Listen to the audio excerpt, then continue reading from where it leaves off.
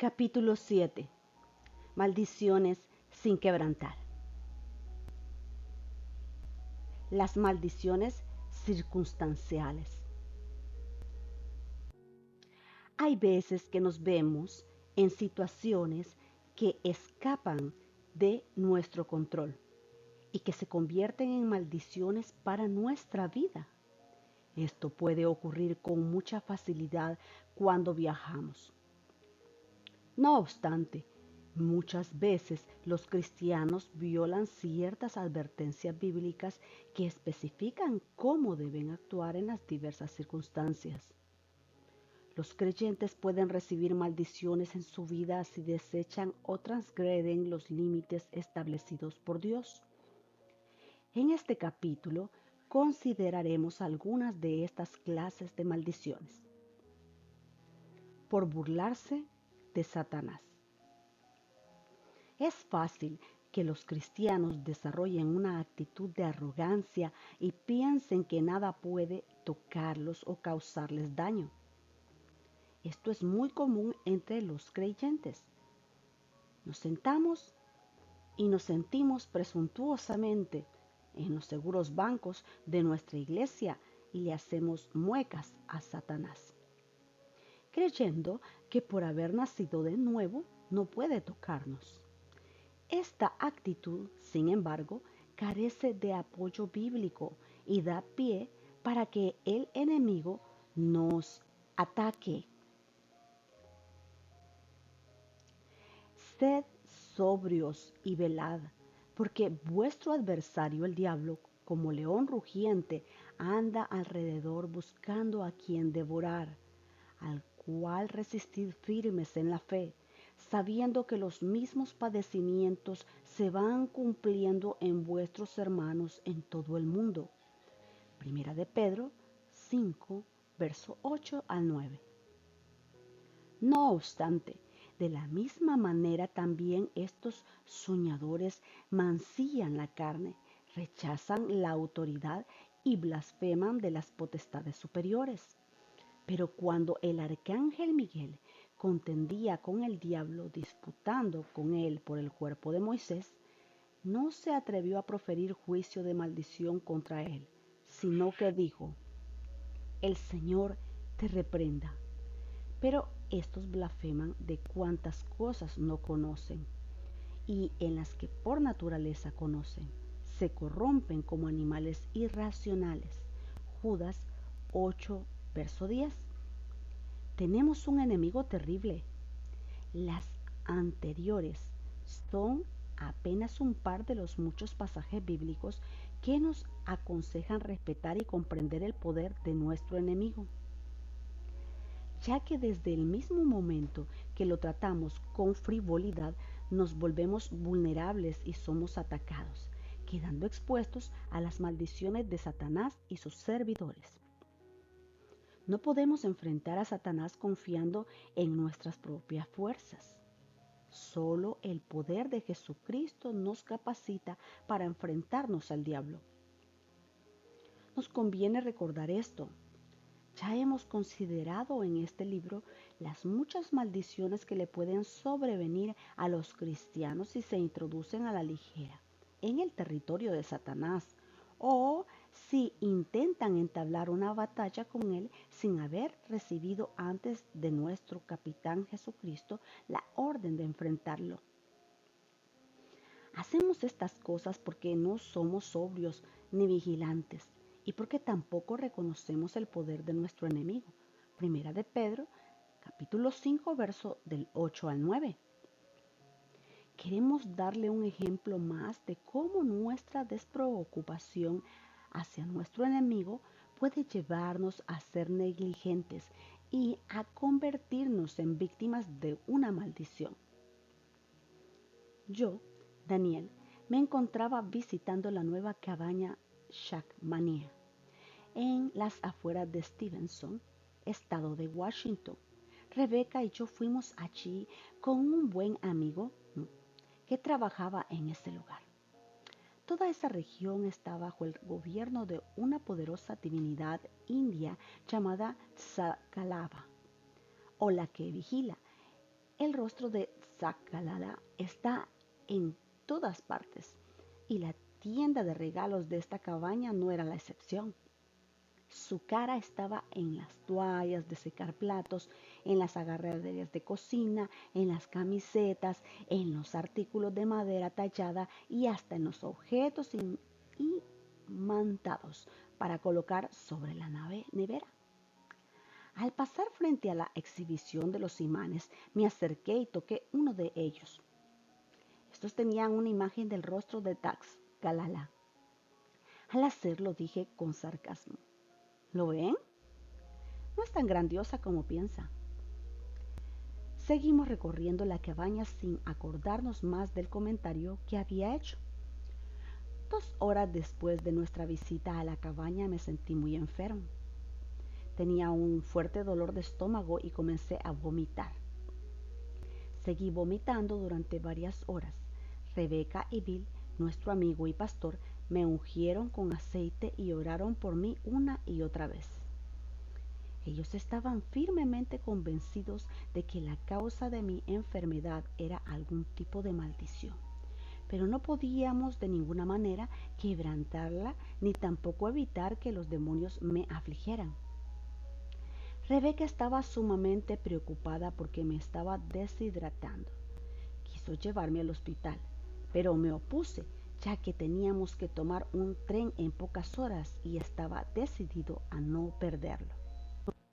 Vomité sin parar hasta que tomamos el tren. Mientras partíamos de la estación y nos alejábamos del lugar, el Espíritu Santo me habló y me mostró que yo le había dado a Tazgalala, por mi sarcasmo y falta de respeto, el derecho legal de maldecirme. Había violado lo que dice la Biblia en Judas y en la primera carta de Pedro, cuando reconocí el pecado de burlarme de Tazgalala y le pedí perdón al Señor. Pude ordenar que la maldición de Tazgalala fuera quebrantada en el nombre de Jesucristo. Después ordené que todos los demonios que tenían que ver con la maldición que me estaba atormentando huyeran en el acto en el nombre de Jesucristo. Enseguida dejé de vomitar. Estaba debilitado y deshidratado, pero me recuperé rápidamente, tan pronto como la maldición fue quebrantada. Por participar de comida sacrificada a los ídolos. El participar de comida ofrecida a los ídolos no es una cuestión que muchos de nosotros en los Estados Unidos tenemos que enfrentar, pero sí es un asunto muy serio para los cristianos de otros países, en especial de las naciones asiáticas. Al considerar esto, debemos primero referirnos a ciertos pasajes bíblicos que confunden a muchos cristianos. En el libro de Apocalipsis, Jesús dijo lo siguiente al dirigirse a ciertas iglesias. A la iglesia de Pérgamo: pero tengo unas pocas cosas contra ti, que tienes allí a los que retienen la doctrina de Balaam, que enseñaba a Balac a poner tropiezo ante los hijos de Israel, a comer de cosas sacrificadas a los ídolos y a cometer fornicación. Arrepiéntete. Apocalipsis 2, 14 al 16. A la iglesia de Tiatira: pero tengo unas pocas cosas contra ti, que toleras que esa mujer, Jezabel, que se dice profetiza, enseñe y reduzca a mis siervos a fornicar y a comer cosas sacrificadas a los ídolos. Apocalipsis capítulo 2, verso 20. ¿Por qué el propio Jesús amonestó con tanta severidad a estos cristianos por comer cosas sacrificadas a los ídolos? Es incomprensible contraste. El apóstol Pablo escribió: de todo lo que se vende en la carnicería comed, sin preguntar nada, por motivo de conciencia, porque del Señor es la tierra y su plenitud. Si algún incrédulo os invita y queréis ir, de todo lo que se os ponga delante comed, sin preguntar nada por motivo de conciencia. Mas si alguien os dijere, esto fue sacrificado a los ídolos, no lo comáis por causa de aquel que lo declaró y por motivo de conciencia, porque del Señor es la tierra y su plenitud. La conciencia, digo, no la tuya, sino la del otro. Pues, ¿por qué se ha de juzgar mi libertad por la conciencia de otro? Y si yo con agradecimiento participo, ¿por qué he de ser censurado por aquello de que doy gracias? Si pues coméis o bebéis o hacéis otra cosa, hacedlo todo para la gloria de Dios. No seáis tropiezo ni a judíos, ni a gentiles, ni a la iglesia de Dios. Primera de Corintios, capítulo 10, verso del 25 al 32. ¿Cómo reconciliar las aparentes discrepancias entre estos pasajes? Debemos también ver lo que el apóstol Pablo escribió a Timoteo en cuanto al tema. Pero el Espíritu dice claramente: en los postreros tiempos algunos apostatarán de la fe, escuchando a espíritus engañadores y a doctrinas de demonios, por la hipocresía de mentirosos que, teniendo cauterizada la conciencia, prohibirán casarse y mandarán abstenerse de alimentos que Dios creó para que con acción de gracias participasen ellos, los creyentes y los que han conocido la verdad. Por todo lo que Dios creó es bueno, porque todo es bueno y nada es de desecharse si se toma con acción de gracias, porque por la palabra de Dios y por la oración es santificado. Primera de Timoteo 4 del 1 al 5. Vistos superficialmente, estos pasajes parecen contradecirse entre sí, pero no es cierto. Dios no miente ni se contradice a sí mismo. Véalo en Números 23, verso 19, o en Salmos 89, verso 34. Debemos ir al Antiguo Testamento para tener una clara comprensión del propósito divino. Guárdate de hacer alianza con los moradores de la tierra, donde has de entrar, para que no sean tropezadero en medio de ti.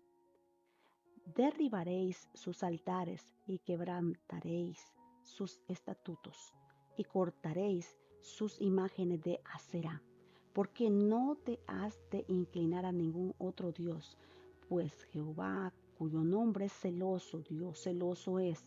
Por tanto, no harás alianza con los moradores de aquella tierra, porque fornicarán en pos de sus dioses y ofrecerán sacrificios a sus dioses y te invitarán y comerás de sus sacrificios. Éxodo 34, verso 12 al 15. Hay dos maneras diferentes de comer alimentos sacrificados a los ídolos. Una de ellas es participar de hecho en el rito del sacrificio, en el que la persona que come está dando honra y adoración a ese Dios.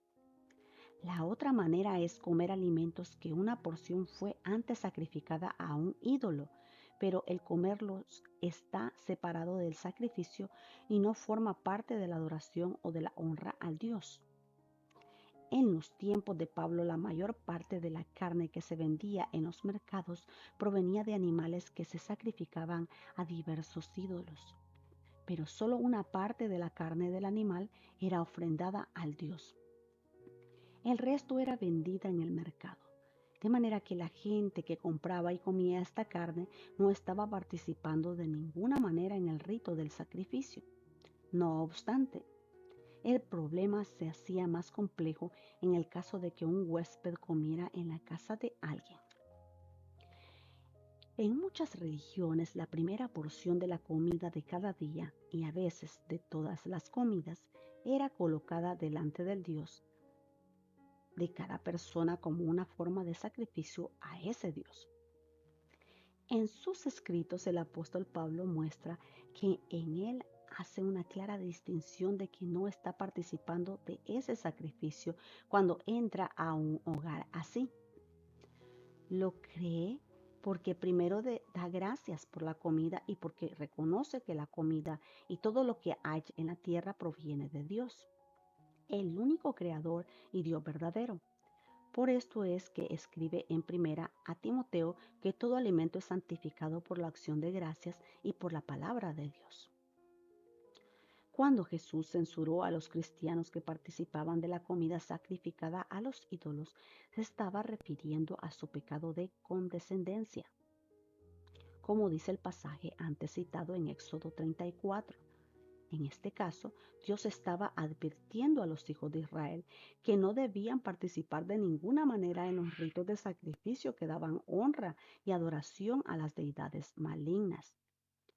Dios les advirtió que tal acción los iba a atrapar en verdaderos pactos, tanto con los paganos que estaban practicando tales ritos como con sus deidades demoníacas.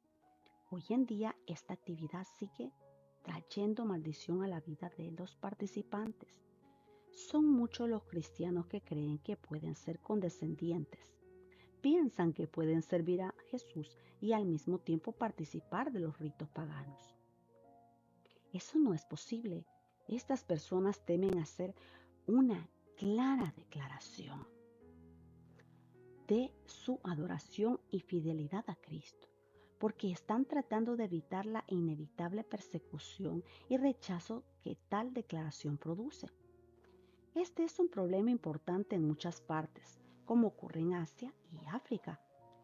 A menos que reciban una enseñanza clara, las personas que vienen a Cristo en estos continentes tratarán de vivir como cristianos y al mismo tiempo de mantener felices a sus parientes y sus tribus. En estos lugares siguen llevando puestos los amuletos y tomando las diversas pociones preparadas por los curanderos de la tribu. Estos creyentes participan en sus casas de comida que se ha sacrificado a las deidades demoníacas de la familia, sin hacer una clara distinción de que no están participando en el sacrificio. El resultado es que, al condescender de tal manera, se coloca bajo una maldición por odiar, envidiar y denigrar. Las maldiciones pueden ser lanzadas con solo pronunciarlas. Cuando esto se hace intencionalmente, por lo general lo hace alguien que está relacionado con el ocultismo. Sin embargo, cuando los cristianos caen en pecado, muchas veces lanzan maldiciones sin darse cuenta de lo que están haciendo. Mas yo os digo que toda palabra ociosa que hablen los hombres, de ella darán cuenta en el día del juicio, porque por tus palabras serás justificado y por tus palabras serás condenado. Mateo capítulo 12, verso 36 al 37. Todo aquel que aborrece a su hermano es homicida, y sabéis que ningún homicida tiene vida eterna permanente en él. Primera de Juan capítulo 3, verso 15. Ponme como un sello sobre tu corazón, como una marca sobre tu brazo, porque fuerte es como la muerte el amor, duros como el Seol los celos, sus brasas de fuego, fuerte llama. Cantar de los Cantares, capítulo 8, verso 6. Y la lengua es un fuego, un mundo de maldad. La lengua está puesta entre nuestros miembros y contamina todo el cuerpo e inflama la rueda de la creación. Y ella misma es inflamada por el infierno, porque toda naturaleza de bestias y de aves y de serpientes y de seres del mar se doma y ha sido domada por la naturaleza humana. Pero ningún hombre puede domar la lengua, que es un mal que no puede ser frenado, llena de veneno mortal. Con ella bendecimos al Dios Padre y con ella maldecimos a los hombres que están hechos a la semejanza de Dios. De una misma boca proceden bendiciones y maldiciones. Hermanos míos, esto no debe ser así. Santiago capítulo 3, verso del 6 al 10. En el primer pasaje vemos que Dios nos hace responsables directos de cada palabra que pronunciamos. Nuestras palabras son importantes. En el siguiente pasaje vemos que si odiamos a alguien, somos como homicidas ante los ojos de Dios. Nuestro odio literalmente permite a los demonios afligir a la persona que odiamos, así que nuestro odio se convierte en una maldición. He visto a personas que han sido afligidas con toda suerte de desastres y enfermedades físicas por el odio intenso de los demás contra ellas. En estos casos, con frecuencia, el secreto de la victoria está en que la persona que es odiada simplemente perdone a la que la odia y luego ordene que sean quebrantadas todas las maldiciones enviadas por ese odio. Y que por último pida al Señor su protección especial contra cualquier odio en el futuro. En Cantar de los Cantares de Salmo, vemos que los celos son tan destructivos como el odio. Los celos en realidad llevan al odio. Así, el impetuoso fuego de los celos puede en realidad llevar a maldecir la vida de la persona que es objeto de los celos. Por esta razón, la Biblia habla con tanta firmeza de que debemos perdonar a nuestro prójimo. Si permitimos el odio y los celos en nuestro corazón, entonces no tenemos el fruto de la vida eterna en nosotros. Además, seremos con toda probabilidad culpables de infligir una maldición a la persona que odiamos. Usted tiene además que estar consciente de que si deja que los celos, el rencor o el odio aniden en su corazón, quedará bajo una maldición de destrucción de parte de Dios. Debemos estar dispuestos a arrepentirnos de tales pecados y perdonar a los que nos han causado algún daño. El pasaje bíblico citado de Santiago hace énfasis en cuánto mal puede lanzarse a través de las palabras dichas. Por ejemplo, si alguien le dice, quisiera verte muerto, usted enseguida debe romper esa maldición en el nombre de Jesucristo, ya que esas palabras le dan fuerte franca a los demonios para que coloquen una maldición en la persona que la recibe, con el propósito de producir la muerte literal de la persona. Por lo tanto, tengamos mucho cuidado de no decir cosas negativas o hirientes. Asimismo, apresurémonos a romper la maldición de cualquier palabra dicha contra nosotros. No la aceptemos. Seguid la paz con todos y la santidad sin la cual nadie verá al Señor. Mirad bien, no sea que alguno deje de alcanzar la gracia de Dios, que brotando alguna raíz de amargura os estorbe, y por ella muchos sean contaminados. Hebreos capítulo 12, verso del 14 al 15. La amargura trae contaminación a nuestra vida, nos expone a los ataques de Satanás y también atrae los ataques de Satanás contra las personas que nos rodean. La amargura en la vida de una persona puede ser la responsable de la destrucción de iglesias y de muchas personas que le rodean. La amargura trae una maldición, no solo a la persona misma, sino también a las que son objeto de su amargura. Andemos entonces con mucha humildad delante de nuestro Señor, con mansedumbre y discernimiento, teniendo mucho cuidado con las cosas que decimos. Recordemos que todos tendremos que comparecer ante el tribunal de Cristo para dar cuenta de toda palabra que hayamos dicho. Por circunstancias que escapan a nuestro control, los que viajamos o nos vemos en situaciones de trabajo donde no podemos controlar el medio que nos rodea, tenemos que estar prevenidos de manera especial contra las maldiciones que pueden ser colocadas sobre nosotros a través de circunstancias que escapan a nuestro control. Yo, Rebeca, aprendí hace poco tiempo esta lección durante un viaje que hicimos a Côte d'Ivoire, Costa de Marfil, en África. Los cristianos que nos invitaron hicieron arreglos para que estuviéramos alojados en un hermoso hotel de la playa. Viajamos 36 horas hasta Abidjan, la capital, y estábamos tan cansados por el viaje que cuando llegamos apenas tuvimos fuerzas para llegar tambaleándonos hasta nuestra habitación del hotel y caímos en la cama muertos de sueño. A la mañana siguiente, mientras yo tomaba una ducha, Daniel estaba acostado sobre la cama, medio dormido, y pensaba que yo estaba sentada en el extremo de la cama. Abrió los ojos para decirme algo, pero yo no estaba allí. Él pensó que aquello era producto de su imaginación.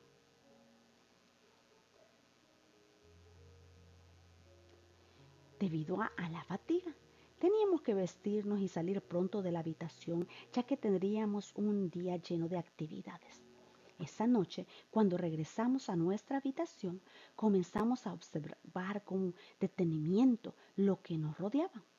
Había un enorme tapiz tejido con figuras de mujeres africanas colgada en la pared sobre nuestra cama. Rápidamente nos dimos cuenta de que las figuras eran representaciones de divinidades demoníacas. Había también un cuadro en la pared del frente que representaba a una tribu africana realizando una ceremonia ritual. Ambos, el tapiz y el cuadro, eran terreno legal para los demonios. De inmediato me dirigí a nuestro equipaje para buscar el pequeño frasco de aceite que normalmente llevamos cuando viajamos. Pero por alguna razón, por la prisa del viaje, había olvidado traerlo en el equipaje. Por lo tanto, no podíamos ungir la habitación. Lo que hicimos fue orar y ordenar a los demonios que fueran atados por esa noche en el nombre de Jesucristo. Un rato después, mientras estábamos en la cama estudiando el material del día siguiente, sentí que algo se sentó cerca de mis pies, pero no era algo que podía ver. Le dije a Daniel lo que había sentido y recordó lo sucedido temprano esa mañana. No teníamos ninguna duda de que el intruso era un espíritu maligno. Por lo tanto, lo reprendí enseguida en el nombre de Jesucristo y le ordené que huyera, ya que de ninguna manera iba a permitir que hubiera un demonio sentado en el extremo de nuestra cama. Pero no se marchó porque tenía el derecho legal de estar en esa habitación. Esa noche fue horrible. Los demonios nos perturbaron y nos mantuvieron despiertos durante toda la noche. El Señor no permitió en su misericordia que nos hicieran daño, pero sí nos molestaron y nos impidieron dormir bien. Al siguiente día, lo primero que hicimos fue pedir al pastor, que era nuestro anfitrión, que nos consiguiera un poco de aceite. Luego ungimos la habitación, en particular el tapiz y la pintura, y ordenamos a los demonios asociados con ellos que fueran atados. Obviamente, no podíamos sacar el tapiz y la pintura de la habitación ni tampoco destruirlos. Lo más que podíamos hacer era ungirlos, pedir al Señor que los neutralizara y ordenar que los demonios fueran atados. Eso resolvió el problema. Así pensábamos nosotros. Durante nuestra permanencia en el país me sobrevino un problema físico. Sabía que estaba bajo un fuerte ataque demoníaco, pero no podía obtener la victoria. Por lo tanto, comencé a orar y a pedir al Señor que me mostrara la razón por la que no podía resolver la situación.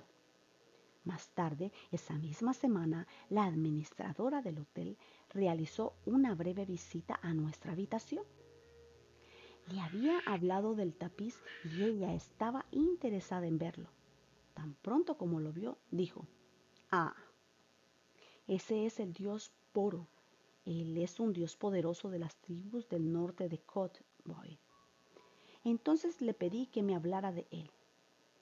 Ella no sabía mucho, excepto que era muy conocido por el odio que le tenía a las mujeres. En realidad, odiaba tanto a las mujeres que si alguna se atrevía a mirarlo o a mirar una representación de él, enseguida recibía una maldición de muerte. Por eso no hay imágenes de poros en las tribus del norte, ya que las mujeres que las ven mueren. Qué interesante que su imagen sea empleada como pieza decorativa en la parte sur del país y colocada a la vista de todos en las habitaciones de los hoteles.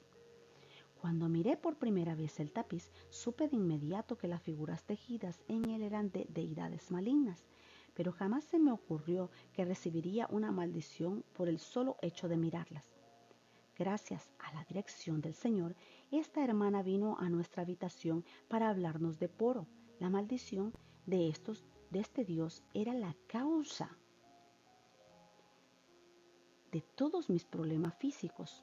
Cuando salí de esa habitación por última vez, de inmediato ejercí autoridad sobre la maldición de muerte de Poro y ordené que fuera quebrantada en el nombre de Jesucristo. Luego ordené a todos los espíritus inmundos asociados con esa maldición que huyeran de mí para siempre en el nombre de Jesucristo. Al instante comencé a sentirme mejor y estaba bien cuando llegamos a nuestra casa. Jamás habría pensado que fuera posible que una maldición pudiera producirse por solo mirar la imagen de una divinidad demoníaca. Por lo tanto, de ahora en adelante, cuando viaje, tendré mucho cuidado de observar enseguida todo lo que me rodea para detectar la presencia de figuras de demonios. Y también recordaré romper cualquier maldición que se hubiera podido colocar sobre nuestra vida por las representaciones de los demonios o por poner nuestra mirada en ellos. Los cristianos en especial, si viajamos, debemos estar siempre alertas, ya que las religiones del mundo son todas demoníacas. Tenemos poder sobre esos demonios en el nombre de Jesucristo, pero debemos estar alertas en cuanto a la presencia de ellos y a sus tácticas para que podamos vivir de forma victoriosa. Obviamente, como me ocurrió en África, esos demonios no tenían el derecho legal de maldecirme o afligirme, pero de todas maneras trataron de hacerlo. Es sencillo romper estas maldiciones, pero tenemos que hacerlo. Cuando enseñábamos este principio de quebrantar maldiciones durante un seminario, hace poco tiempo, algunos de los asistentes presentaron otra situación interesante en la que el origen de las maldiciones destructivas sobre las personas estaban totalmente fuera del control de ellas. Los que hablaron eran cristianos veteranos de Vietnam que habían combatido en la guerra. Ellos nos informaron que las estadísticas señalaban que desde que finalizó la guerra de Vietnam era mayor el número de excombatientes que se habían suicidado que todos los soldados muertos en la acción. La guerra de Vietnam fue peculiar en el sentido de que casi todos los que combatieron en ella regresaron a sus hogares con una fuerte tendencia a destruirse a ellos mismos. ¿Por qué razón? Estos cristianos excombatientes me dijeron que cuando todo avión llegaba a las pistas de aterrizaje trayendo a más soldados a la guerra, grupos de monjes budistas se paraban al final de la pista y realizaban exorcismos para colocar maldiciones de destrucción sobre cada soldado que llegaba. Desde que tuvimos esa reunión, he hablado con otros excombatientes de Vietnam y todos recuerdan haber visto a los monjes. Las horrorosas estadísticas de muerte que confirman el poder de tales maldiciones. ¿Es usted un excombatiente de Vietnam? Si lo es, entonces necesita que todas las maldiciones de destrucción sobre su vida que fueron colocadas por esos monjes sean quebrantadas. Tiene que hacer valer su autoridad en Cristo y ordenar que todos los demonios que tienen que ver con las maldiciones huyan de su vida para siempre, en el nombre de Jesucristo. También diga a sus amigos excombatientes que necesitan hacer lo mismo por incumplir las promesas hechas a Dios.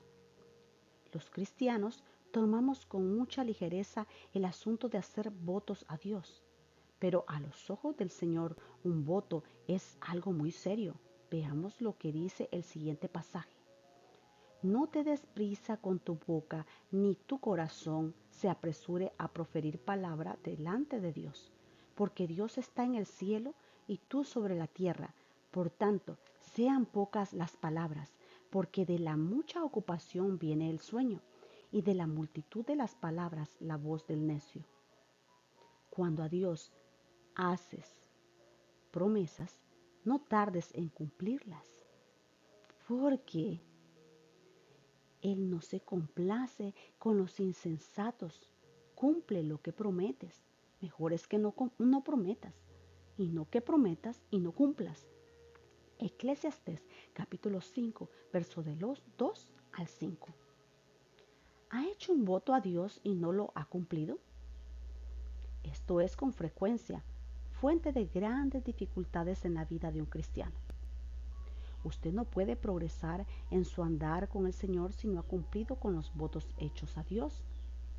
Los votos quebrantados le dan a Satanás el derecho legal de atacar su vida.